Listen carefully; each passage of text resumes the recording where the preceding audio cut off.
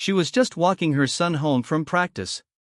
No cameras, no crowds, just a quiet mom in a t-shirt, and a 10-year-old boy with a soccer ball under one arm. But then, two men stepped in, loud, mocking, looking for someone to shove around. And when they laid hands on her, when one slapped her right there in broad daylight, with her little boy watching, she didn't even flinch. The crowd gasped. Her son cried out. But she just whispered two words, "Stand behind me." Because these guys had no idea, absolutely no idea, who they just touched. What if the quiet mom you just disrespected was a Navy SEAL? Keep watching, because in the next 30 seconds you're about to see exactly why that was the worst mistake of their lives. Let's dive in. She was just walking her son home from practice. No cameras, no crowds, just a quiet mom in a t-shirt and a 10-year-old boy with a soccer ball under one arm. But then came the two men, loud, mocking, looking for someone to shove around. And when they laid hands on her, she didn't even raise a hand when the man slapped her right there in broad daylight with her 10-year-old son watching. And when the crowd gasped, when the boy cried out and clutched her side, she didn't retaliate. She just whispered two words to her son, "Stand behind me." Because the men who thought she was just a quiet mom who laughed when she didn't fight back, had no idea who they were touching. But when she moved, when her hands did what only trained operators know how to do, that's when the crowd found out. Now, before TaleVerseStudio shows you exactly how it unfolded and the moment they finally realized his mother was a Navy SEAL, drop a comment right now telling us where in the world you're watching from. Tap like, hit subscribe, turn on the bell icon, because what they started, she finished. The parking lot outside Fairview Plaza always smelled like cut grass and engine heat around this time of day. School was out. Parents were off base. And the late afternoon sun angled low across windshields and chain stores. Not the kind of place you'd expect anything sharp to happen. Lieutenant Commander Sienna Maddox stepped out of the dry cleaners with a folded uniform bag over her shoulder and her son's hoodie clutched in her other hand. She wore civilian cargo pants, a faded navy blue t-shirt tucked at the waist, and mirrored sunglasses that did half the talking for her. Her son Theo skipped 2 steps ahead, a soccer ball tucked under his arm and grass stains still smudged across his shin. "You said we could get a smoothie after," he said without turning. "You say that like I forgot," Sienna replied, catching up with a half smile. "But you also said you wouldn't slide tackle during recess today." He turned, grinning.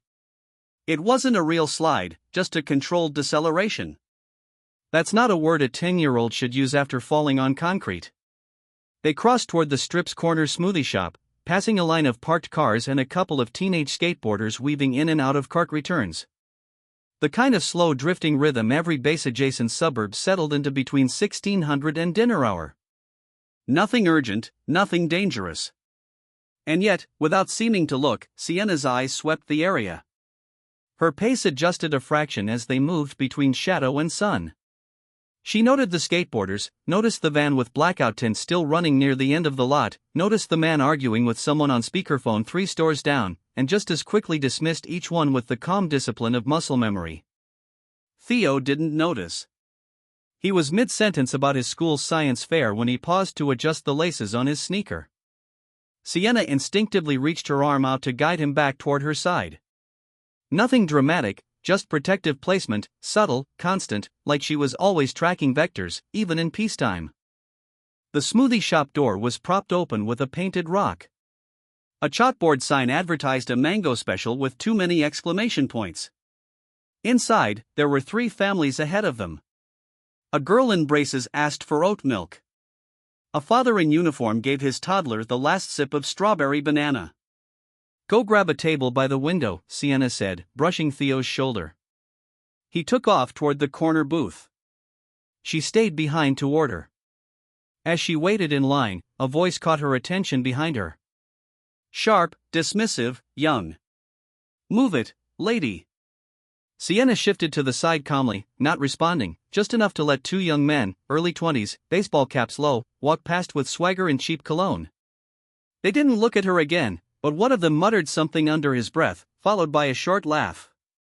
She didn't react, didn't even blink.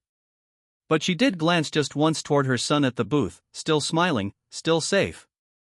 Sienna turned back toward the counter and waited, because this afternoon was supposed to be normal. But something in her gut had just shifted.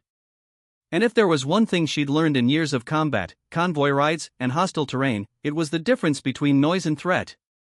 And this wasn't noise. Wait until you see the exact moment these two idiots crossed the line and touched her son, because what happens next is pure controlled chaos. You won't believe how fast it ends. Outside the smoothie shop, the sun had dropped just enough to sharpen shadows beneath the awnings and make everyone squint as they stepped out. Sienna held both drinks, one mango strawberry, one plain banana with oat milk, and was scanning the sidewalk when she saw Theo standing by the corner of the plaza, back to the wall, clutching the soccer ball tighter than usual. She moved fast, but not rushed.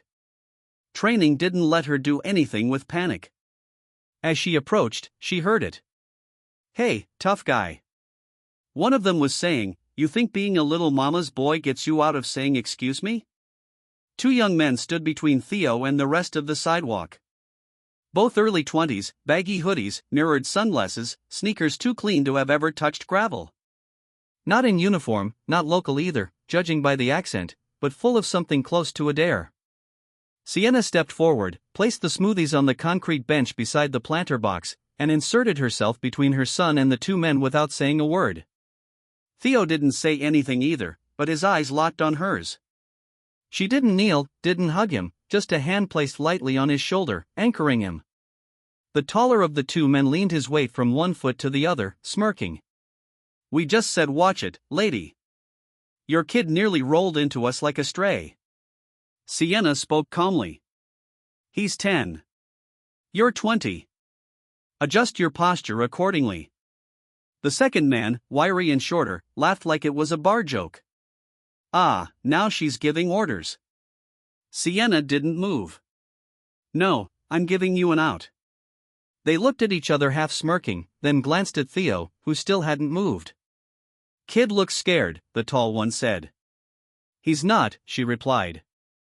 "But he's about to learn what a bad decision looks like from 6 feet away."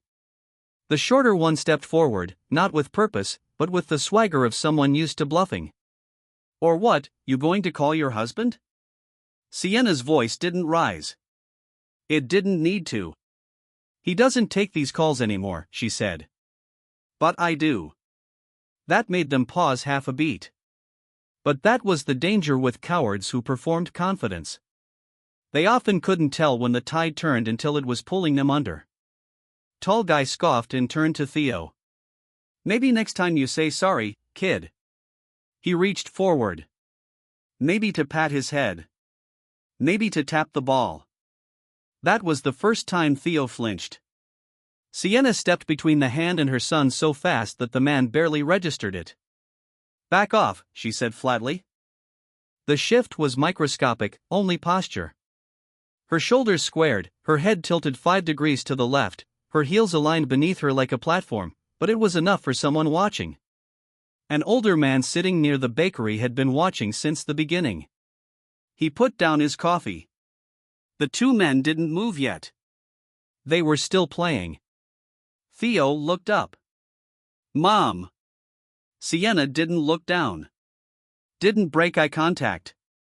"Stand behind me," she said, not loud, not angry, just final. And in that moment, the balance of the street changed. The plaza had gone quiet in the way public places do when something tense begins to take shape, but no one knows how it will end. A stroller wheel squeaked somewhere behind the smoothie shop. A shopping cart clanged against a curb. Even the skateboarders had stopped. Boards tipped on their sides, eyes half fixed on the slow-moving confrontation. The taller man shifted his weight, amused now, emboldened by the still attention gathering at the edges of the sidewalk. He angled his chin downward, looking at Sienna the way someone looks at a problem they think is harmless. "You're real serious for someone blocking a sidewalk," he said. "Let your kid talk for himself." "He doesn't need to," she replied evenly. "And neither do you." The wiry one snorted. "You hear that? She thinks she's in charge." Theo tightened his grip on the soccer ball until the seams creaked. His shoulders had pulled inward, chin dipping, but his eyes hadn't left his mother. He knew her stances, knew that stillness. He'd seen it before. Once when a stranger yelled at her in a grocery store. Another time when a dog lunged too fast toward him at the park. But he'd never seen what stood in front of them now. The taller man stepped forward again, closer this time. His voice dropped, still cocky, but threaded with something defensive. "You want respect," he said. "Start by teaching your kid to watch where he's going." Sienna didn't engage the insult. Instead, she looked at Theo briefly. Her eyes softened just enough for him to read what he needed. It wasn't fear. It was instruction. Then she turned back to the man. "You have two options," she said simply. "You leave, or you apologize." The wiry one scoffed. "Or you what?" That's when the taller man reached forward again, not carefully this time. His fingers brushed Theo's shoulder with casual entitlement, the kind people use when they want to remind someone they're not afraid. Theo instinctively stepped back. Sienna moved. One hand caught the man's wrist just long enough to halt the momentum. Not twisting, not striking, just enough to interrupt it.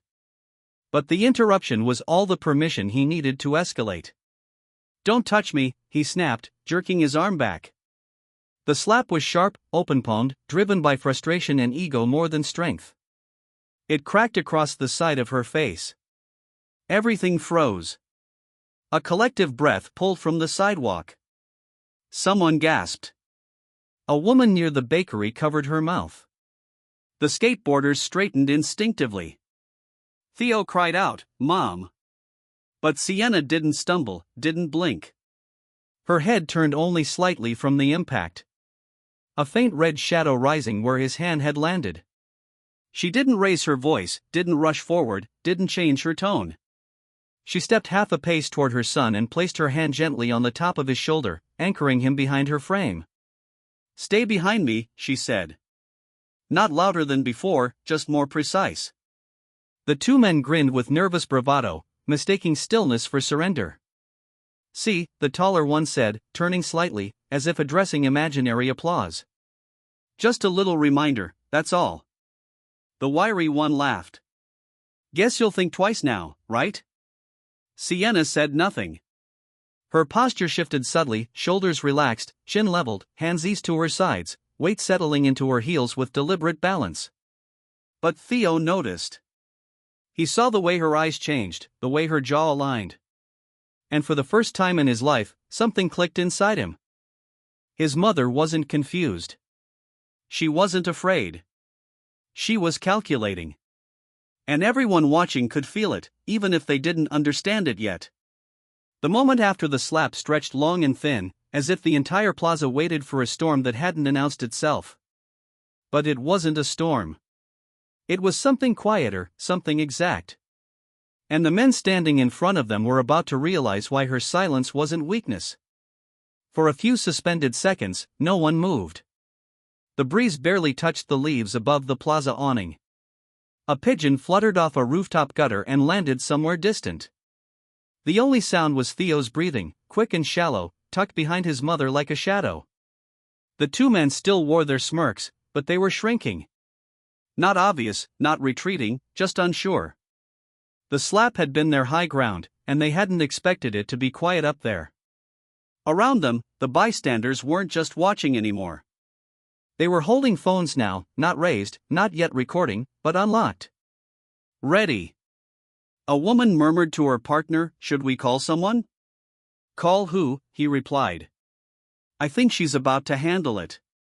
Behind the bench near the smoothie shop, the older man from earlier, a retired chief if the posture said anything, adjusted his ball cap and leaned forward just slightly. He wasn't intervening. He was observing closely. The taller man took another step back as if stretching his arms, playing casual. "You going to say something, lady?" he asked. Sienna's eyes didn't move. Her breathing had changed. Not louder, not faster, just deeper. Diaphragm level regulated. The kind of breath a sniper takes before a shot. The kind a diver uses when seconds matter. Theo noticed. He watched the line of her shoulders relax, not slouch, just uncoil, as if she was letting go of something no one else could see. The wiry one squinted at her.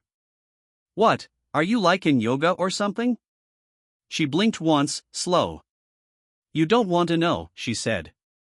He scoffed again, louder now, trying to perform bravery in a crowd that was no longer laughing. "Try something then. Come on. You want to stand there like you're made of steel? Let's see it." The taller man chimed in, voice tightening. "Yeah. You think you're untouchable because everyone's watching? Hit me back. Go ahead." Sienna didn't respond. She didn't move toward them, but she wasn't standing still either. Her feet shifted minutely. Her weight angled. Her hips drew in half a degree. A dozen microscopic adjustments that no civilian would clock, but anyone trained would recognize immediately. Theo felt it. She didn't have to say a word. He stepped back half a pace on instinct, holding the ball with both hands now like it might anchor him. He wasn't scared of her. He was in awe of her. "Mom," he whispered. She tilted her head just enough for her voice to reach him without anyone else hearing. "Eyes open," she said. "Don't look away." It wasn't a lesson. It was permission. At the edge of the crowd, a man in uniform, base security or maybe off-duty, had quietly stepped forward. He wasn't speaking either, but he was watching her stance now, his head cocked the way soldiers do when they're reading terrain. The taller man shook his head, trying to dispel the weird weight in the air.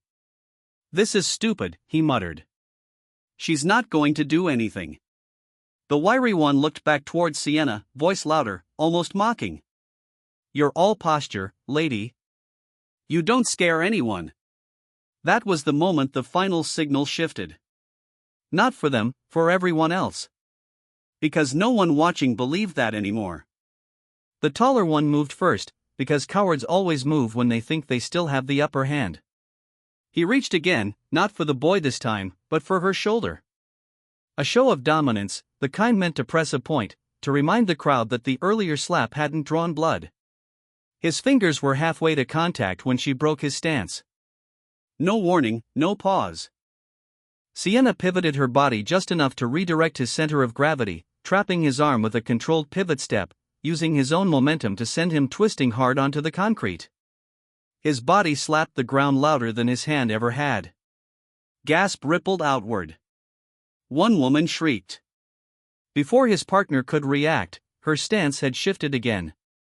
2 steps forward, forearm aligned to center line, intercepting his instinctive swing. She blocked, redirected, and used a low, sweeping step to unbalance him.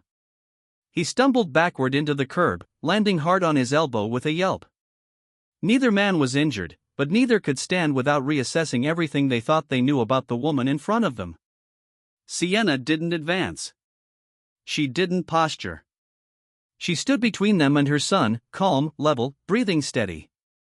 The taller one groaned and rolled onto his side. "What the hell?" She cut him off with 3 words. "You're done here." The wiry one started to rise again, face flushed with a mix of pain and confusion. "You think you can just..." She didn't let him finish. "Step back." Her voice wasn't loud, but it was final. It stopped him faster than a siren. All around, phones were filming now.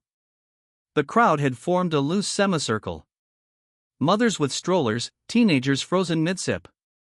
A barista from the smoothie shop half out the door with a hand over his apron. Not one of them looked amused, because what they'd just seen didn't match what they expected. The older man near the bench finally stood, arms crossed. "Well, now," he said under his breath. That was an amateur. The 2 down men sat dazed on the concrete, blinking up at the sky as if the sun had betrayed them. They weren't talking anymore. Sienna adjusted her weight, eyes scanning the area, calculating risks. Her pulse remained low. Her stance was still textbook neutral. Behind her, Theo hadn't moved, but he was no longer afraid. His small voice broke the silence, barely above a whisper. "Mom, where did you learn that?" She turned her head slightly, just enough to make eye contact. "At work." A couple in the back of the crowd chuckled, unsure if it was safe to laugh. The wiry man tried again to rise, this time with less anger, more disbelief. "You crazy or something?" Sienna didn't look at him, but her voice reached him like a command still ringing from a chain of custody. Try anything else and the next thing you'll feel is regret, not pain. It was the way she said it that stopped him, not as a threat, as a promise. He dropped his way back onto the curb and looked away. The crowd was no longer watching the two men. They were watching her, not for drama, for proof. And she gave them none. No smile, no smirk, no glory. She simply stepped back to her son, reached for the smoothie cup on the bench, and handed it to him. Theo took it with both hands. Still cold, he said like it mattered somehow. Sienna nodded. That's because I moved quickly. And somewhere behind them, the taller one finally realized. She hadn't fought back. She had controlled everything from the start. It took nearly 30 seconds before anyone in the crowd spoke again. And when they did, it wasn't loud. A man in a gray Marines t-shirt, leaning against a lamppost, nodded slowly, almost to himself.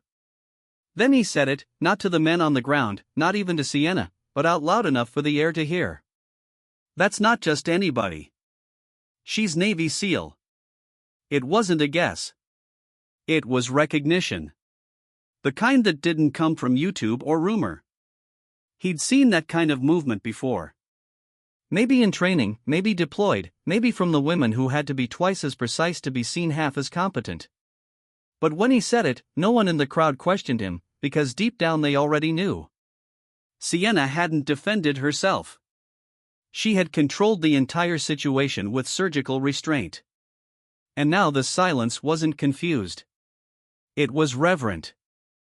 The wiry man was still sitting on the curb, his hoodie pulled halfway off like he couldn't decide whether he wanted to look bigger or disappear. The taller one was quiet now, kneeling, rubbing his ribs without looking at her. They knew. Even if they didn't know the word for it yet, they knew. Theo stood beside his mother now, eyes fixed on the crowd. People weren't staring anymore. They were just adjusting, recalculating who she really was.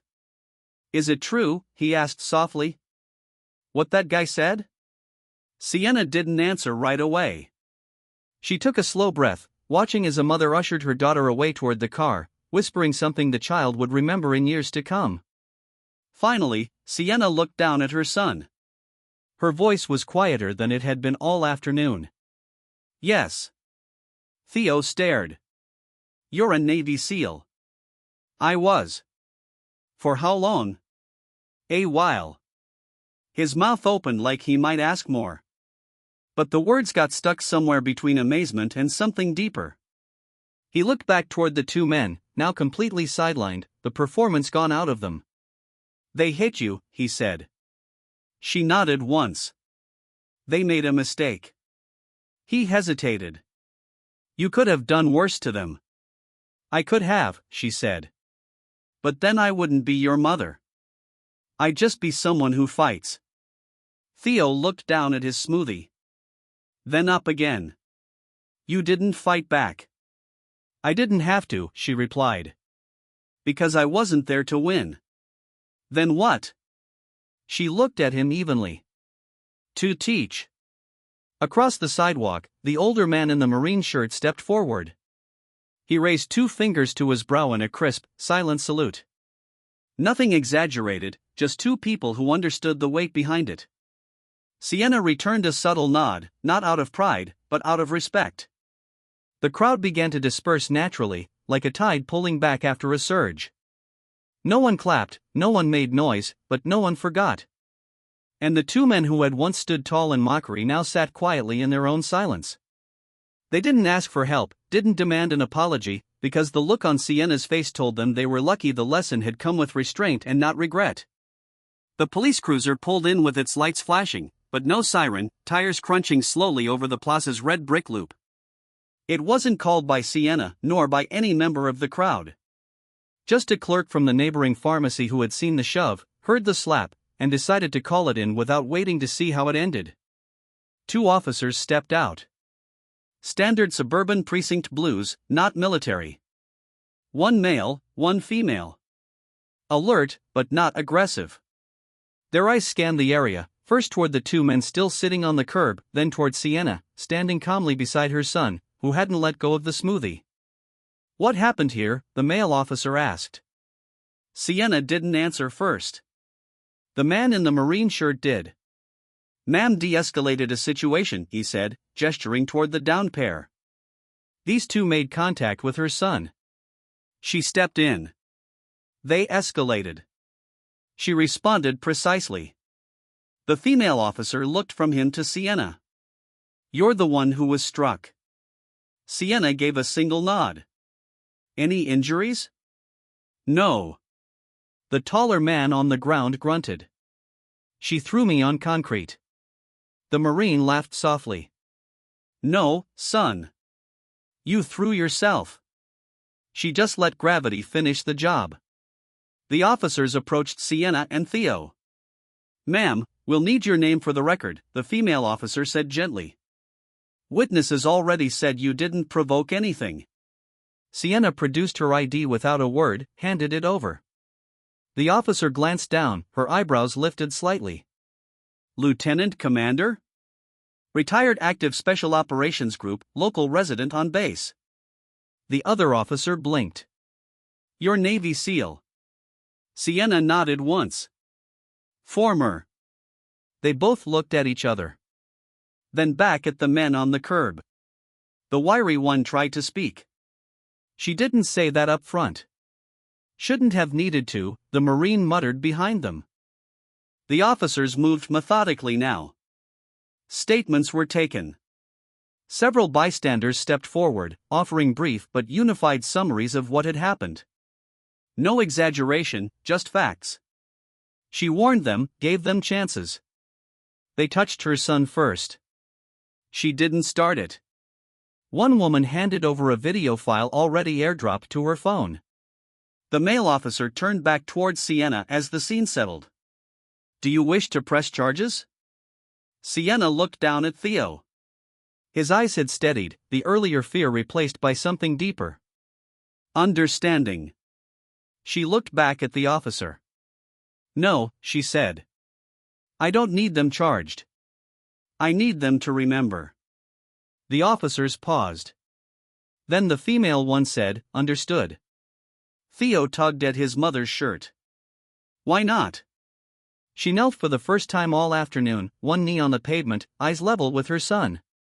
"Because if they ever try this again," she said softly, "with someone who can't stop them, there won't be a lesson left to learn." Theo nodded slowly. She stood again, tall, composed, untouched. The taller man looked up at her now, not angry, not defensive, just aware. For the first time that day, he seemed to recognize who he'd been speaking to.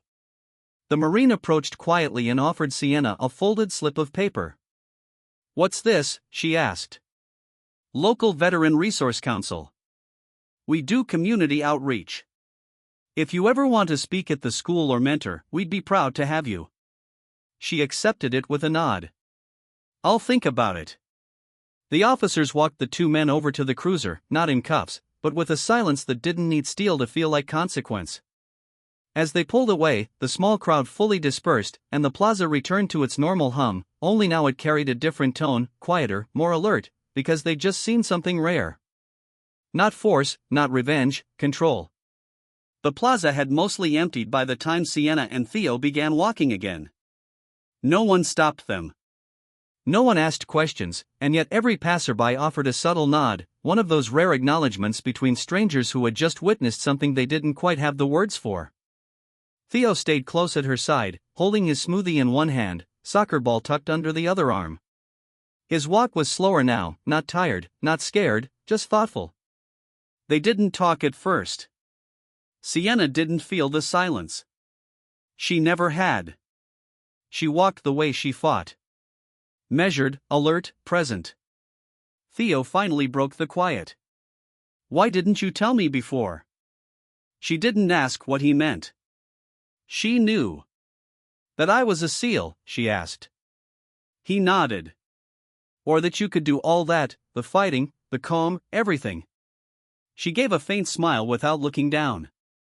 "Because it's not who I am all the time. It's just what I've trained to do when it's necessary." But that guy hit you. I've been hit before, she said.